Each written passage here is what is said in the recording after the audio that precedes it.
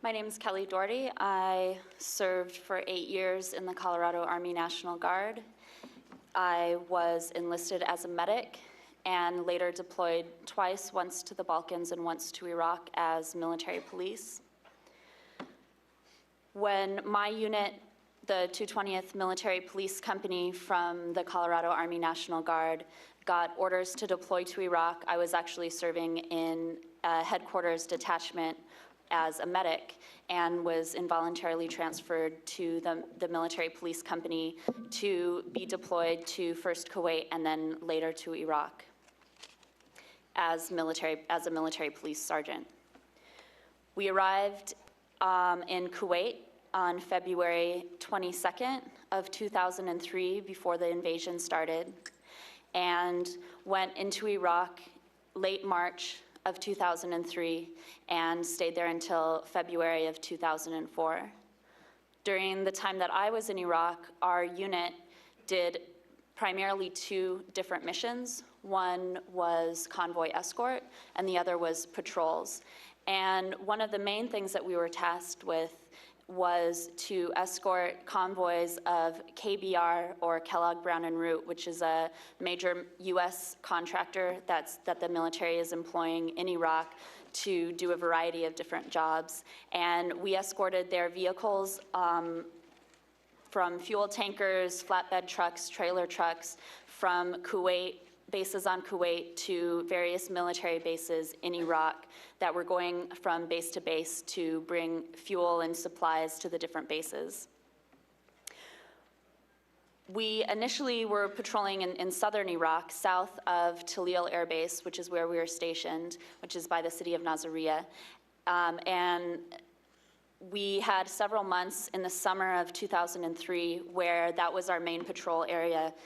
But then later in the summer, late August or early September in 2003, our patrol route changed and became much more just doing patrols and not doing as many convoy escorts north of where we were. And when we started moving more towards that mission, one of the things we started seeing a lot more of were problems with the KBR trucks, that they would break down a lot, they would get in accidents a lot. And so one of our main jobs as military police was to secure the vehicles from the Iraqi civilians so that they wouldn't loot them. And for us as military police, you know, we're told when we get into Iraq and when we're getting on these convoy missions that these trucks, they're a US asset, they're something that needs to be protected with force, deadly force if necessary, because it's a strategic asset to our military presence in the country. So when these vehicles would break down, initially when we would escort the convoys in southern Iraq and they would break down, a lot of times it was not a very populated area. It was pretty remote and sparse. So we would let the drivers try to fix the vehicles if they could. Sometimes they were able to after a lot of waiting around. But then when we started patrolling further north, it became much more densely populated. There were a lot of villages. Basically, once you went north of Nasiriyah on a highway that was called MSR Jackson, which there are 2 main supply routes that the US military uses in southern Iraq, and the first is called MSR Tampa, or Highway 1, and that's a large highway in the south. But as you go north, many convoys were rerouted to MSR Jackson, which is much smaller. It's a 2-lane road that goes through a lot of villages, a lot of cities, pretty much all the way up to Diwania, which is south of Baghdad, was where all of these convoys would drive on MSR Jackson, and where we were tasked to patrol and to guard the convoys if they would break down or get stuck in the mud or have a traffic accident. And what we did repeatedly, and it got to be pretty much on a daily basis when we were on patrols in that sector, when a KBR truck would break down, the standard procedure for the convoy is that you don't stop the convoy because it has to keep going. There are a lot of people and vehicles around. If a whole convoy stops, you know, this could be dozens of semi-trucks all driving slowly in a row, and when you stop, it creates a huge traffic problem and also makes a target out of everyone in those vehicles that are stopped. So when the truck would break down, a driver would jump out, get into another vehicle and go, and then leave the vehicle there, and we would get called out to guard it. And of course, these were populated areas, and there were a lot of Iraqi civilians who were living in abject poverty, who would come and try to get things off of the vehicles and loot them, whether it was for the cargo that was on the vehicles. A lot of time they were fuel tankers, or the tires, or the doors, or pretty much strip the entire vehicles and use whatever they could, even if it was just scrap metal, to use or to sell. So we would go there to guard the vehicles. A lot of times we would get into physical altercations, and the escalation would rise between us and the civilians. It was definitely one of those experiences where you just feel apprehension every day going out, because you know you're probably going to have to get into a crowd control situation that day, and you're just kind of waiting for that time when someone in the crowd fires an AK-47 or something like that, because we knew that many Iraqis were armed, and we're just kind of anticipating that to happen. Luckily, in our instance, that had never happened with me or my team, but what would happen is we would wait there, radio back, say, we have a KBR truck broke down here, and we need someone to come in and recover it. And a lot of times it would be things like flat tires or just different mechanical things, or they would just, like I said before, be stuck in the mud or something like that. So we would be guarding these against civilians, and the crowds would always get bigger and bigger, and we were trying to keep them back and trying to keep them back, and we couldn't communicate with them.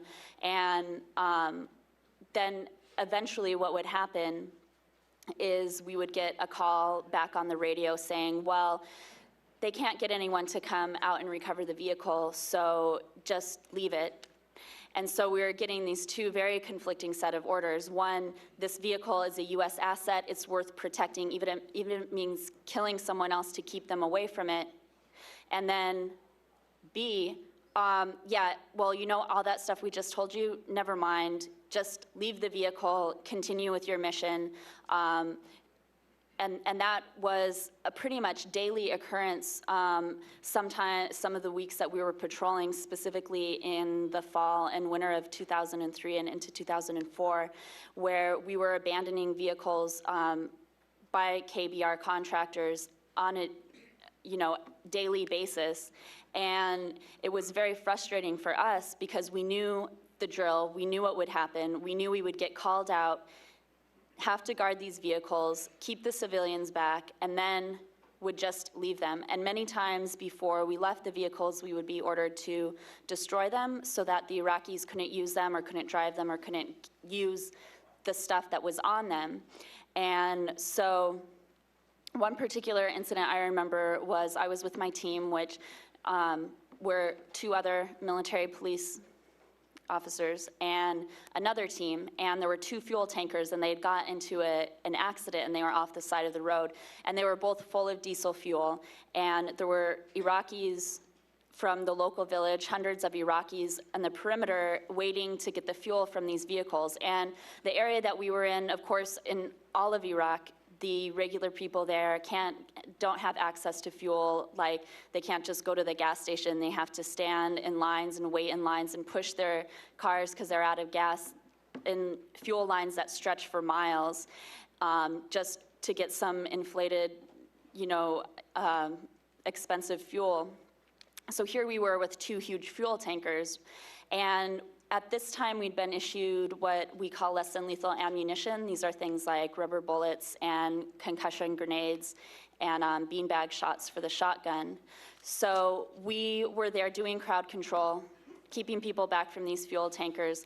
Escalations were the tension was really rising because we're all feeling very nervous because we were so outnumbered, and people kept trying to come forward, and then the other team, their gunner was firing pretty frequently and pretty indiscriminately with the beanbag shots with the shotgun into the crowd, which it sprays out all these little shot pellets. And I mean, I've never been shot with one, but from the reaction of the Iraqis getting shot with them, I assume that it hurt a lot. And also firing concussion grenades into the crowd to cause the people to disperse. And they're Iraqis of all ages. I mean, they're all men, but there are boys there too, and old men. And when we got issued the ammunition, we had to sign these statements saying that we understood that it was to be used in a similar situation as deadly force, because that it could kill someone if it was a young person or if it hit someone in the face or things like that. So there was this possibility of death, but it became to be pretty indiscriminate and pretty frequently that people in the unit would use this less than lethal ammunition during crowd control. So we were, and those were our orders. We have to keep these people back. And then after a few hours of that, we were told, okay, no one's gonna come and get them, so destroy the vehicles, which basically, and this happened on more than one occasion, but this specific instance was light the fuel in the tankers on fire so that enough of it burns, so that it just burns away and so the Iraqis can't use it. Fire grenades into the engine blocks of the vehicles to destroy them, to make them unable to be driven anymore. And so here we were burning fuel in front of Iraqi civilians who had to wait for lines miles long just to get a little bit of fuel for their stove or for their vehicles.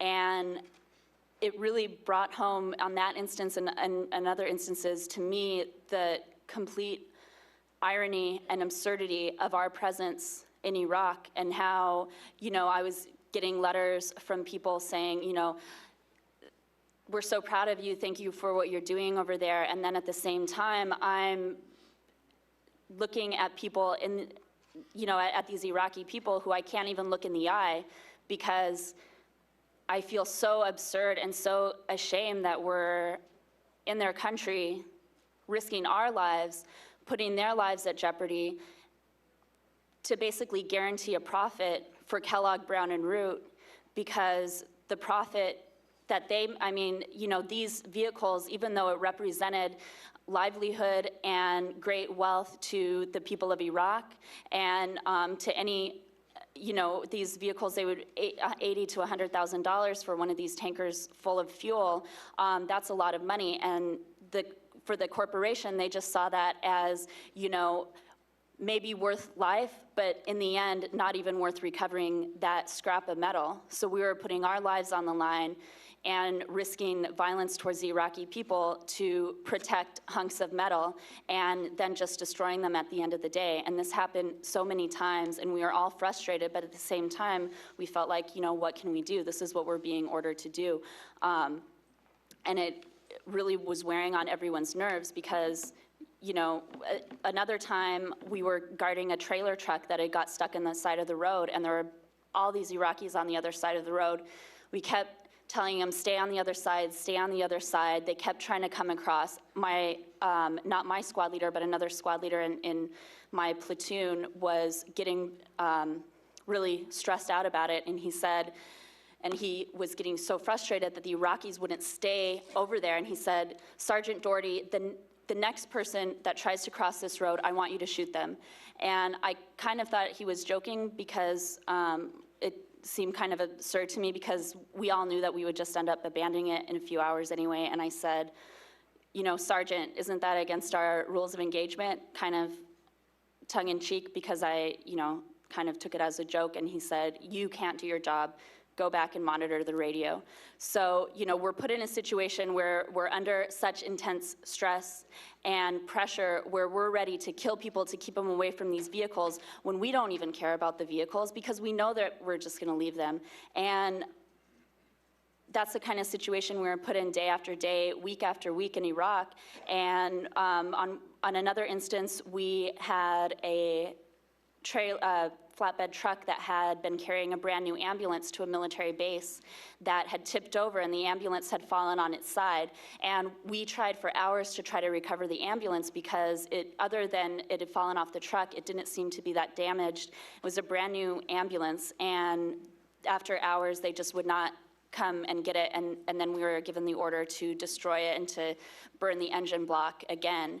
And there were so many Iraqis, all the sheiks and the local leaders from all the villages, because they were interested in, if you can't recover it, we'll find a way to get that out, because, in Iraq and the area that we were, they didn't have ambulances.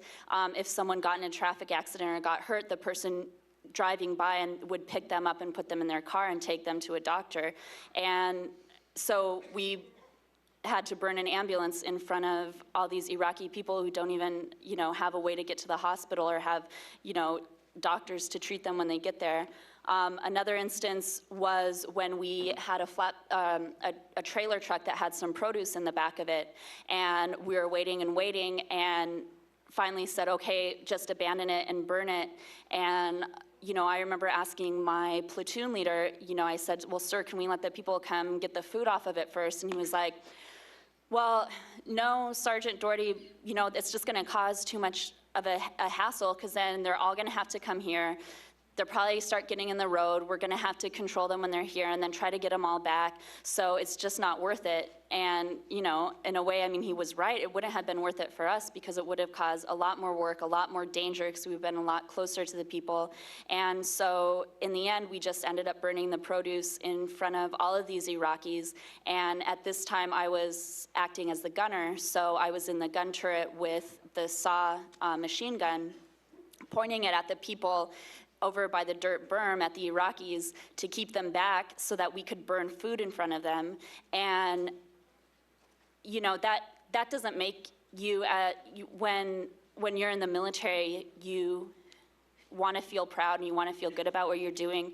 And that didn't make me feel good. That made me feel really ashamed and really confused as to what we were even doing there. And, I am proud of my military service, and I was proud of it at that point, but I wasn't proud of that, and I wasn't proud of really what we were doing in Iraq. The thing that I was proud of in Iraq is that at least we were able to keep each other safe, and that's really all I could say. At least we brought everyone home and no one got killed. And if that's the best that I could say, and that's the best that I could take from it, and that's what I had to be proud of, but what we actually did, I was ashamed of. That's very distressing to me, and just the way that we were kind of put out there to be bodyguards for Kellogg, Brown, and Root, who had these drivers who drove their trucks who were from countries like India and Pakistan and the Philippines and Tibet, and they were treated horribly. These, what we call TCN, third country nationals, they lived in substandard conditions, worse than anything the US contractors or American soldiers lived in. They were treated really bad and had to work much longer, had to just drive their vehicles whenever the convoy wanted to go. And I felt like I saw that as, those corporations also having a hand in dehumanizing people, because they were dehumanizing the people that they were making a profit off their backs as well, holding their passports and forcing them to go on to work in Iraq under these dangerous situations. And I think one of the things that stood out to me and that I think about a lot is, for every US service member we have in Iraq, we have a contractor, pretty much. It's a pretty even ratio. So when you think about the total occupying force in Iraq, it's not just the US military, it's US corporations that are there on an equal level. And the one other thing I wanted to mention before I wrap it up is that when we were leaving, getting ready to leave in February of 2004, we went back to Kuwait, to Camp Arif John, to get ready to come back to the States. And we were put in these tent cities that were run also by KBR. And the tents, they're canvas tents, and our tents were completely covered with mold on the insides. I don't have pictures here, but I have pictures of the mold in the tents. It was thick, like black mold on these yellow tents, where you could see, because there are all these bunk beds set up in there that we were sleeping on, and they're really these horrible rickety bunk beds. So on places where the bunk beds were and the tent sagged down, and so people rubbed against it, there were just lines through this this thick mold, and everyone was getting respiratory infections, and we wanted to sleep outside, but we couldn't sleep outside because we didn't have cots. They only had, the bunk beds, and it was completely unhealthy place to live. It was disgusting. It was this smell that never comes out of your clothes, and now all of this stuff that I have, that I had coming back from Iraq, it all smells like this mold, and this is what they were providing us, was this living condition where we couldn't even, be in the place where we're supposed to live without getting sick because it was so bad. And, that was just, it was just like, suck it up, that's what it is. That's what you're gonna have to deal with. And we had to live in those tents for a couple weeks. And I guess it was just very disappointing to see how so much of what's going on in Iraq is really being driven by a profit motive. And the actual human cost of the occupation is totally overlooked and totally insignificant for these corporations and for the government, who is totally supporting this policy of corporate corruption and profiteering off of the backs and the blood of Americans and the Iraqi people. So thank you.